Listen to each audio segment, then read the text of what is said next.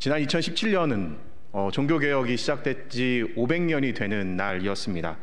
1517년 10월 31일 독일의 마르틴 루터는 당시 부패한 로마 가톨릭 교회를 향해 면죄부를 판매하고 있는 그들을 향해 교회의 본질, 성경으로 돌아가야 한다라고 외칩니다.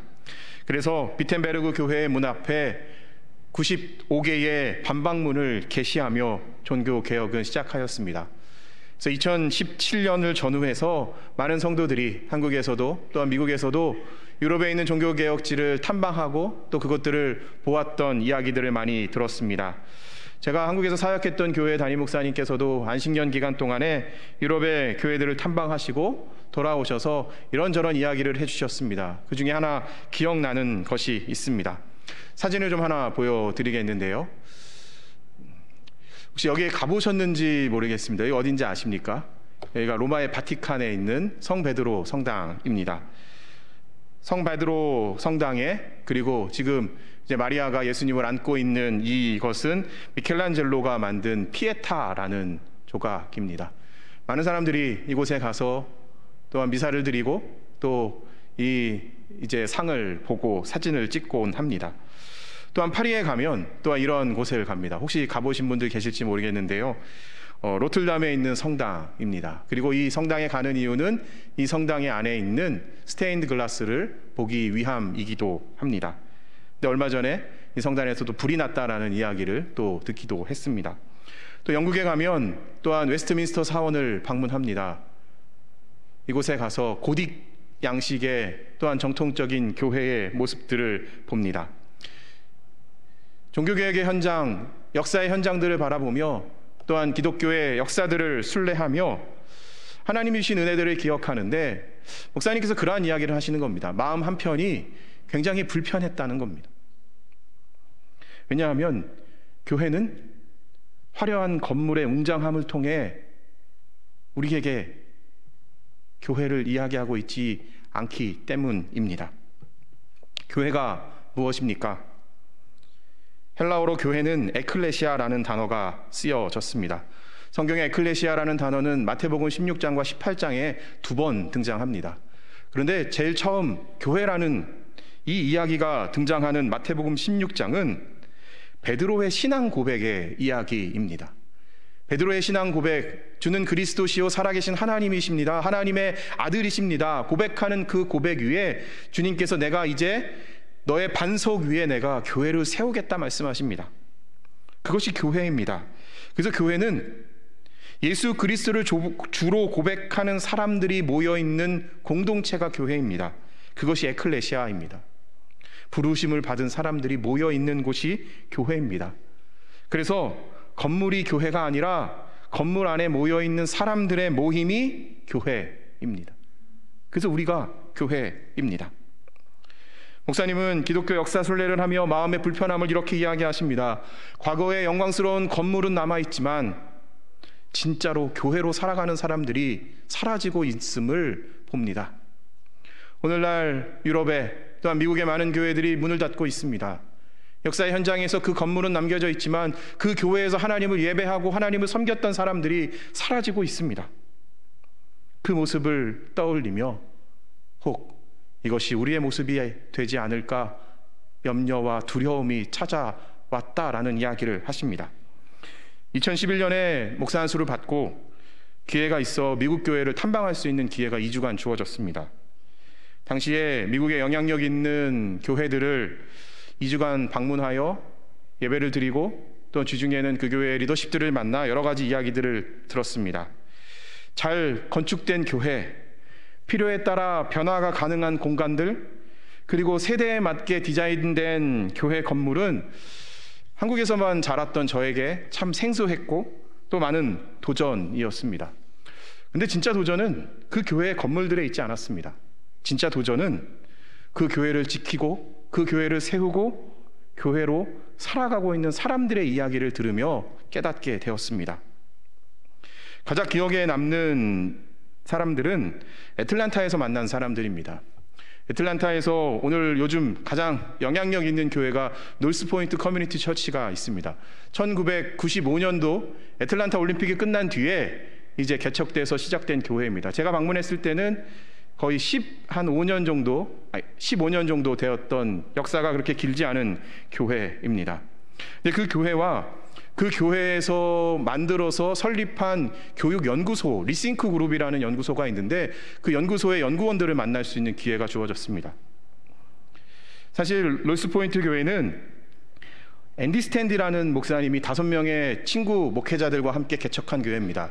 근데 앤디 스탠디가 누구냐면, 혹시 인터스 미니스트리라는 설교 방송을 아마 보신 분이 계실지 모르겠습니다. 애틀란타에서 수십 년 동안 가장 영향력 있는 빌레그레함에 버금나게 이제 설교 방송을 했던 목사님이십니다. 남침례교회 총회장을 2번을 역임하고 애틀란타 제1침례교회 담임 목사로 51년간 목회했던 찰스 스탠리 목사님의 아들이 앤디 스탠디라는 목사님입니다. 근데 아버지의 은퇴 이후에 애틀란타 제1침례교회의 담임 목사로 내정이 되었습니다. 그런데 자신은 그 자리가 자신의 자리가 아님을 깨닫고 친구들과 함께 새로운 교회를 개척합니다. 여러 가지 갈등도 있었고 어려움도 있었던 것으로 압니다. 그런데 그는 믿었습니다. 무엇을 믿었냐면, 교회는 사람이 예수 그리스도 안에서 자라나도록 하고 예수를 믿지 않는 사람들이 예수님을 믿도록 하는 일에 마음을 쏟아야 한다라는 마음을 가지고 교회를 시작한 겁니다. 물론 여러 가지 가정의 상황들이 있어서 사실 아버지와의 관계가 단절되기도 하였지만, 그러나 그는 교회를 세우고 사람이 교회가 되는 것을 꿈꾸며 그 일을 시작합니다. 그리고 그것과 함께 더불어 시작했던 것이, 그 교회가 가정과 교회를 함께 간다라는 마음을 가지고 오렌지 사역을 합니다. 그래서 리싱크 그룹은 그의 친구이자 노스포인트 교회에 11년 동안 가정사역을 총괄했던 레지 조이너라는 목사님이 담당을 합니다. 근데 제가 그들에게 받았던 감동과 영감은, 그들은 다음 세대, 특별히 우리의 자녀들을 그리스도인으로 세우는 것, 교회로 세우는 일에 모든 초점이 맞춰져 있었습니다. 다음 세대를 향한 하나님의 마음을 가지고 교회를 세우고, 특별히 다음 세대가 교회가 되기 위해 연구하고 준비하고 가정과 교회가 함께 협력할 수 있는 것들을 만들었습니다. 그래서 오늘날에도 굉장히 큰 영향력을 끼치고 있고요.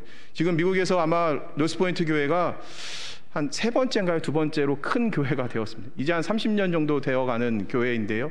그렇게 영향력 있는 교회가 되었습니다. 그런데 그 교회는 여전히 지금도 가정과 교회가 함께 자녀들을 하나님의 사람으로 세워가는 일에 가장 큰 초점을 맞추고 있습니다.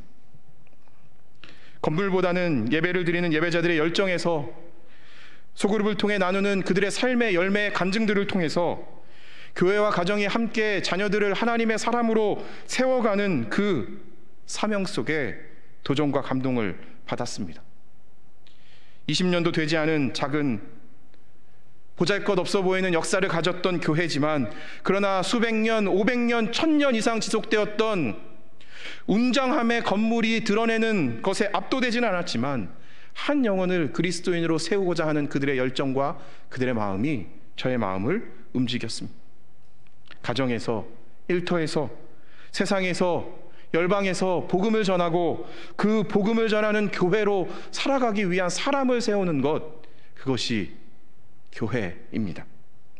오늘은 1975년 7월 27일 몬트레이 팍에서 우리 교회가 창립 예배를 드린 지 47주년이 되는 날입니다.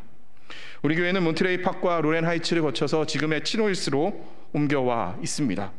여러 번 교회의 건물은 옮겼지만 우리 교회는 옮겨지지 않았습니다. 우리가 예배드리는 처소의 장소는 변화하였지만 예수 그리스도를 주로 고백하는 사람들이 함께 모여 하나님을 예배하는 선한 목자 교회는 한 번도 없어진 적이 없습니다. 47년간 우리는 한결같이 하나님을 예배합니다. 그리고 어려움의 상황 속에서도 우리는 건물을 지키는 것이 아니라 신앙을 지켰습니다. 하나님의 나라를 지켰습니다. 그래서 하나님은 지금도 여전히 어려운 시대 속에, 코로나의 이 상황 속에서 우리 교회를 통해 하나님의 일을 하고 계십니다. 이제 우리 교회는 청년이 아니라 중년의 나이를 갖게 됩니다. 이제 3년 후면 희년입니다. 50년입니다. 근데 우리 교회의 사명은 50년, 100년의 연수를 세워가는 것이 아닙니다. 오늘도 그리고 내일도 주님 오실 때까지 세상 속에서 그리스도인으로 살아가는 한 사람 한 사람이 세워져 한 사람의 성도가 교회가 되고 그 성도들이 모여 선한 목자가 되고 선한 목자 교회가 되고 그래서 우리를 통해 하나님의 계획이 이루어지는 것, 그것이 우리 교회의 사명이 아닐까 생각합니다. 예수님은 예수님의 공생의 사역 동안 3년간 사역을 하십니다. 예수님의 사역의 초점은 사람에 있으셨습니다. 그래서 크고 화려한 성전을 허물라 하십니다. 하나님을 온전히 예배하는 성전이 부패하고 타락하자 그것을 허물고 다시 짓겠다 말씀하십니다. 제도와 조직을 만들기보다는 제도의 변방 속에서 들어올 수 없는 사람들을 향해 그들에게 복음을 전하십니다. 작은 한 사람, 보잘것없는 한 사람, 갈릴리에서 어부로 그 누구도 주목하지 않았던 사람들을 부르셔서 작은 예수로 만들어 가셨던 것, 그것이 3년간의 예수님의 공생의 사역이십니다. 사도행전 11장에서 비로소 이방인 선교가 시작됩니다. 그리고 이방 사람들이 수리아 안디옥에 있는 교회들을 향해 저 사람들은 그리스도인이다 라고 이야기합니다. 스스로 이야기한 것이 아닙니다. 이방에서 예수님을 몰랐던 사람들이 안디옥 교회, 수리아 안디옥 교회 성도들을 보며 그들의 제자들을 보며 저들은 그리스도인입니다, 그리스도를 따르는 사람들이다라는 고백을 듣기 시작합니다. 이것이 예수님이 원하셨던 교회입니다. 우리가 읽은 본문은 그 흩어진 사람들이 전하는 복음의 이야기입니다. 교회는 본래 흩어진 사람들의 모임으로 시작했습니다. 이것이 초대교회, 특별히 하나님께서 사도행전을 통해 역사하시는 교회의 시작입니다. 교회는 모이는 것으로 시작합니다. 그런데 교회는 모이는 것이 끝이 아니라 모여서 훈련받고 모여서 예배하고 모여서 성장해서 흩어지는 데 목적이 있습니다. 그래서 교회의 사명은 흩어짐에 있습니다. 다시 말하면 교회는 흩어지기 위해 모이는 사람들입니다. 짧게는 주일날 교회에 와서 예배하고 하나님의 은혜를 받고 우리의 삶의 자리로 흩어집니다. 또한 길게는 혹은 단기 선교를 통해 아울리치를 통해 아니면 또 선교사로 현진하여 삶의 자리로 흩어집니다. 우리는 교회에 모여 함께 훈련받고 영적인 양식을 공급받고 삶의 자리로 흩어져서 살아가는 사람들이라는 겁니다. 그게 교회입니다. 오순절 성령 강림 사건 이후에 교회는 부흥했습니다. 성령이 충만한 사도들이 병든 자들을 낫게 하고 귀신을 쫓겨가게 했습니다. 그런데 이것은 예수님의 사역을 그대로 따라함입니다. 예수님이 십자가에 달려 돌아가실 때 다 도망쳤습니다. 제자들 남지 않았습니다. 그런데 부활의 주님을 만난 뒤에 그들이 성령의 충만함을 경험한 뒤에 복음을 위해 살아갑니다. 예수님을 전하는 일을 위해 살아갑니다. 하루는 베드로가 복음을 전하니 하루에 5,000명이 회개합니다. 돌아와서 예수를 믿습니다. 그리고 예루살렘 교회는 불과 몇 개월 만에 신자 수가 10,000명, 20,000명 늘어나기 시작합니다. 예수님을 못 박았던 사람들, 대제사장들과 유대의 종교자 지도자들이 불안합니다. 예수님을 십자가에 못 박으면 끝날 줄 알았는데 여전히 작은 예수로 살아가는 사람들이 하나님의 능력으로 교회를 만들어가고 있었습니다. 그래서 그들은 할 수 있는 방법을 동원해서 교회를 핍박합니다. 초대교회 7 집사님 가운데 한 사람이 스데반을 체포하여 공의회에 세우고 하나님을 모독했다는 죄명을 씌워서 사형을 선고합니다. 오늘 본문 1절이 그 이야기입니다. 사울은 스데반이 죽임당한 것을 마땅하게 여겼다. 당시 유대인들은 스데반의 죽음을 당연한 것으로 여겼습니다. 왜냐하면 유대인들의 입장에서는 스데반은 하나님을 모독하는 죄인이었기 때문입니다. 그런데 스데반을 죽이면 교회가 없어질 것이라 생각했는데 그리스도인들은 그러지 않았습니다. 스데반의 순교 이후에 엄청난 일이 일어납니다. 오늘 본문 1절 후반부입니다. 그날에 예루살렘 교회에 큰 박해가 일어났다. 그래서 사도들 이외에는 모두 유대 지방과 사마리아 지방으로 흩어졌다. 예루살렘 교회는 부흥했습니다. 사람들이 모여왔습니다. 그런데 그들은 여전히 예루살렘 교회에 모여 있었습니다. 사도행전 1장 8절을 기억하십니까? 예수님께서 승천하시기 전에 말씀하십니다. 오직 성령이 너희에게 임하면 너희가 권능을 받고 예루살렘과 유다와 사마리아와 땅끝까지 이르러 내 증인이 되어야 한다라고 말씀하십니다. 그런데 예수님의 부활 승천 이후에 제자들은 여전히 예루살렘 교회에만 남겨져 있었습니다. 어떠한 이유인지는 모르지만 그들은 유대와 사마리아와 땅끝까지 나아가 예수님을 증거해야 하는 일을 멈추고 있었습니다. 그래서 어떤 성경학자는 하나님께서 하나님의 계획을 이루시기 위해 교회에 박해를 허락하셨고 고난을 통해 교회를 흩으셨다고 이야기하십니다. 그래서 스데반의 순교와 교회의 흩어짐은 우연이 아닙니다. 하나님이 허락하신 일입니다. 3절에 따르면 사울은 교회를 없애려고 날뛰었다. 그는 집집마다 찾아 들어가서 남자나 여자나 가리지 않고 끌어내서 감옥에 넘겼다. 스데반의 죽음을 마땅히 여긴 자, 교회를 없애려고 날뛰었던 사울, 하나님의 계획이 아니었다면 사울은 여전히 계속 예수 그리스도를 믿는 자들을 박해하고 날뛰는 일들을 했어야 됩니다. 그런데 그것이 멈춰집니다. 사도행전 9장에서 멈춰집니다. 이 모든 것이 다 하나님의 계획 안에 있었다라는 겁니다. 그 흩어진 사람이 교회였습니다. 스데반 집사님의 순교를 시작하여 엄청난 핍박이 일어납니다. 모든 성도들이 예루살렘 교회를 떠나야 했습니다. 세상의 기준대로였다면 그들은 안전한 곳에 숨었어야 합니다. 하나님을 예배하면 우리의 삶에 어려움이 닥치기에 예수님을 믿는 것을 멈춰야 했습니다. 초대교회 예배는 순교자를 확인하는 것으로 시작합니다. 오늘 우리 성도가 왔는가 안 왔는가, 오지 않았다면 두 가지 이유입니다. 잡혀갔거나 순교했거나입니다. 그런데 그들은 안전한 곳을 찾아서 숨는 것이 아니라 흩어지는 모든 자리에서 예수 그리스도를 주로 고백하고 예배하는 일을 멈추지 않았다는 겁니다.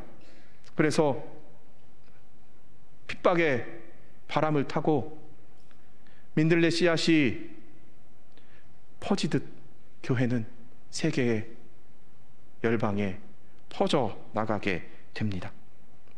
오늘 우리가 읽은 본문이 그때 교회로 살아갔던 빌립 집사님의 이야기입니다. 성경에는 빌립이라는 이름을 가진 사람이 대표적으로 두 명이 나오는데요. 한 명은 예수님의 제자 빌립이고 다른 한 명은 오늘 본문에 나오는 초대교회의 7 집사님 가운데 한 명인 빌립입니다. 그는 초대교회의 리더이자 전도자입니다.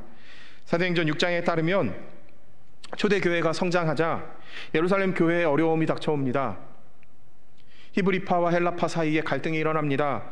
어려운 사람들을 구제하는 일을 위해서 누군가 소외받는 일들이 시작됩니다. 왜냐하면 사도들, 12 제자들이 그것을 다 감당하기에는 너무나도 버겁도록 교회가 성장했기 때문입니다.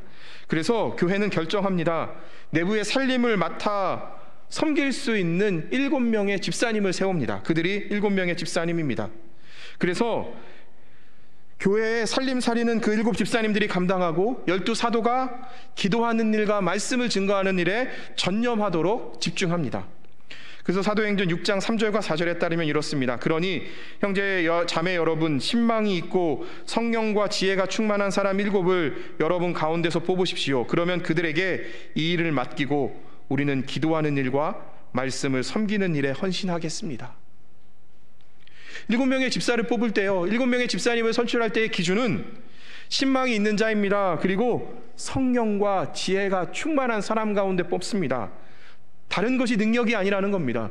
하나님의 나라를 섬기는 것, 교회를 세워가는 것은 성령과 지혜가 충만함으로 감당하는 일이다라는 사실을 초대교회는 우리에게 이야기합니다.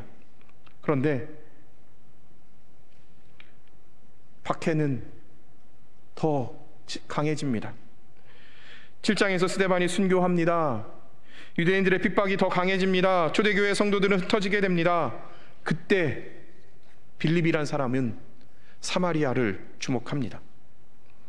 성경은 7명의 집사님 가운데 스데반과 빌립의 이야기만을 하고 있습니다.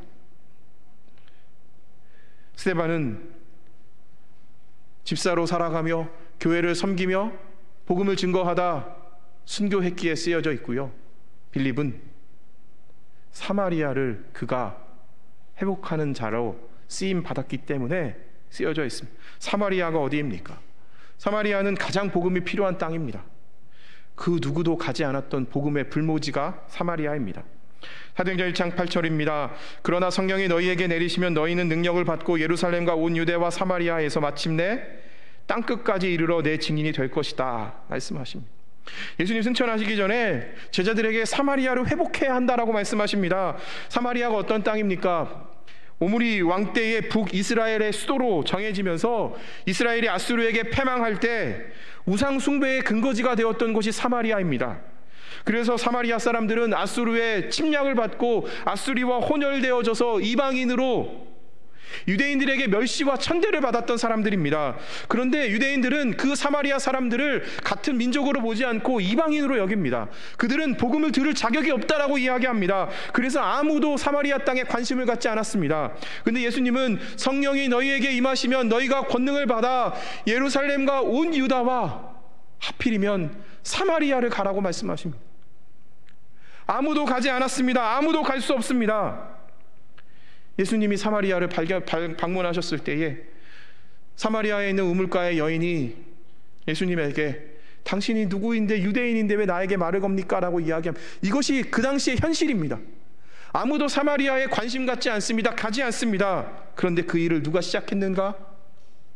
오늘 본문에 빌립 집사님이 그 일을 시작했다는 겁니다. 아무도 내려가지 않는 땅, 아무도 가지 않는 곳에 빌립 집사님 나아갑니다. 왜냐하면 그는 성령과 지혜가 충만한 사람이기 때문입니다. 성령이 충만한 사람은 무엇을 해야 하는지 아는 자입니다. 지혜가 충만한 사람은 그것을 어떻게 해야 하는지를 아는 자입니다. 하나님이 주신 성령의 충만함과 지혜가 이 박해를 피해 내가 숨는 것이 아니라 복음을 전하는 일로 그의 삶을 이끌어냅니다.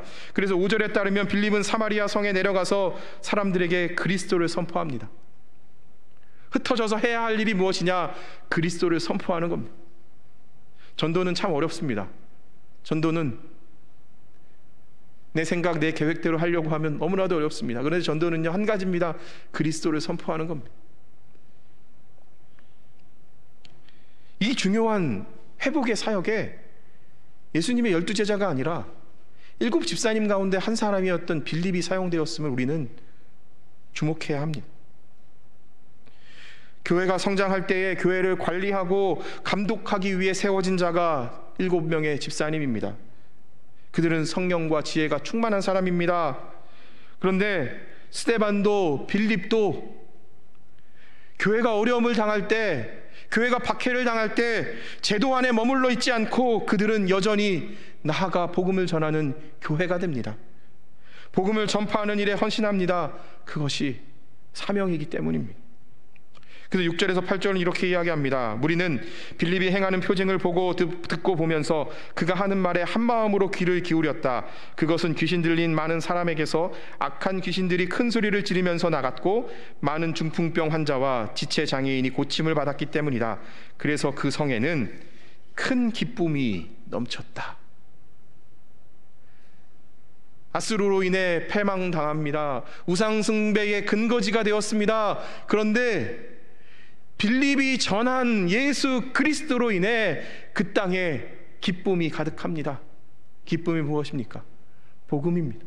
복음, 기쁨의 소식입니다. 우리를 구원하기 위해 이 땅에 오셔서 하늘의 영광을 버리고 십자가를 지신 주님께서 우리의 죄와 사망을 감당하시고 3일 만에 부활하셔서 우리를 사망에서 생명으로 인도하신 그 기쁨 소식, 그것이 복음입니다. 다시 오시겠다 약속하신 그 소식이 지금 사마리아 땅에 들려집니다. 그래서 사마리아 땅은 기쁨을 되찾습니다. 복음으로 인해 기쁨을 되찾습니다. 우리의 삶의 기쁨을 회복하고자 합니다. 근데 우리의 기쁨은 복음을 회복할 때 이루어지는 겁니다. 예수 그리스도께 나아올 때 기쁨이 회복됨을 기억하셨으면 좋겠습니다. 사랑하는 성도 여러분, 교회의 생명력은 모여서 훈련받고 성장해서 세상으로 흩어지는 데 있습니다. 흩어져서 무엇을 해야 하는가? 복음을 전하는 겁니다. 예수님처럼 작은 예수가 되어 복음을 전하는 것, 말로 전하고, 말로 할 수 없으면 삶으로 전하고, 삶으로도 할 수 없으면 몸으로 전하고, 수단과 방법을 가리지 않고 복음을 전하는 것, 그것이 교회의 사명입니다. 그 일을 위해 주님은 우리를 부르셨습니다. 우리가 복음을 흩어져 전할 때 교회는 부흥합니다. 교회는 생명력을 얻습니다. 그곳에 기쁨이 넘칩니다. 교회는 생명을 낳아야 합니다. 교회는 예수 그리스도를 모르는 사람을 예수 그리스도인으로, 예수 그리스도를 믿는 사람으로 세워가는 일을 멈춰서는 안 됩니다. 그것이 우리가 오늘 교회로 살아가는 이유입니다. 사랑하는 성도 여러분, 요한계시록의 7교회를 우리는 잘 알고 있습니다. 지금도 터키의 성지순례를 가면 많은 사람들이 그 터를 방문합니다.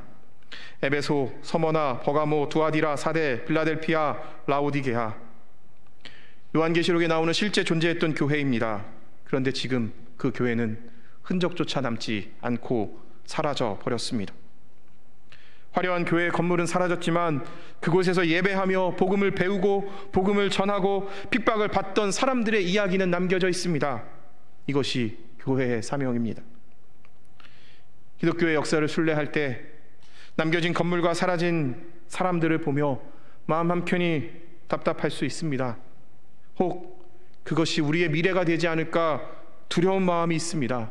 그러나 그 모든 것 하나님의 뜻에 맡기고 우리는 지금 교회를 세워가야 합니다. 사람이 교회입니다. 2022년 선한목자 교회의 표현은 교회여 세상 속으로입니다. 하나님께서는 우리 교회를 치노일스로, 이 건물로 매주일마다 예배하고 모여 교제하고 양육받고 훈련받고 성장하도록 모으셨습니다. 그런데 우리의 모임의 목적은 다시 흩어지기 위함임을 기억하셨으면 좋겠습니다. 우리는 세상으로 흩어집니다. 우리의 삶의 자리로 흩어집니다. 우리가 가야 할 곳이 그곳이기에 우리는 갑니다. 하나님께서 나에게 맡겨준 일터, 어쩌면 그곳이 사마리아일 수 있습니다. 내가 전하지 않으면 그곳에서 버려져서 살아가는 사람들, 내가 전하지 않으면 복음을 들을 수 없는 사람들, 그곳에 있을지 모릅니다. 그래서 우리의 일터가 사마리아입니다. 그러면 우리는 그곳에서 빌립이 되어야 하는 겁니다. 복음을 전하는 겁니다. 복음의 항무지와 같은 우리의 삶의 자리에서 흩어져 한 사람 한 사람을 하나님의 사람으로 세워가는 일, 그것이 우리가 해야 할 일입니다. 47주년 감사주의를 보내며 주님은 우리에게 말씀하십니다. 교회여 세상 속으로 나아가라 말씀하십니다. 그리고 우리가 교회다라고 말씀하십니다. 그 일을 믿음으로 감당하는 저와 선한목자교회 모든 성도님들 되셨으면 좋겠습니다. 우리 한번 기도하면 좋겠습니다. 우리 침묵으로 기도할 텐데요, 하나님께서 47년 동안 우리 교회에 주신 은혜를 감사하며 기도하겠습니다. 그리고 우리가 교회로 이 땅 가운데 하나님의 나라를 위해 헌신할 수 있도록 우리 한번 결단하며 기도하겠습니다. 에베소서 1장 22절에서 23절의 말씀입니다. 하나님께서는 만물을 그리스도의 발 아래 굴복시키시고 그분을 만물 위에 교회의 머리로 삼으셨습니다. 교회는 그리스도의 몸이요 만물 안에서 만물을 충만케 하시는 분의 충만함입니다.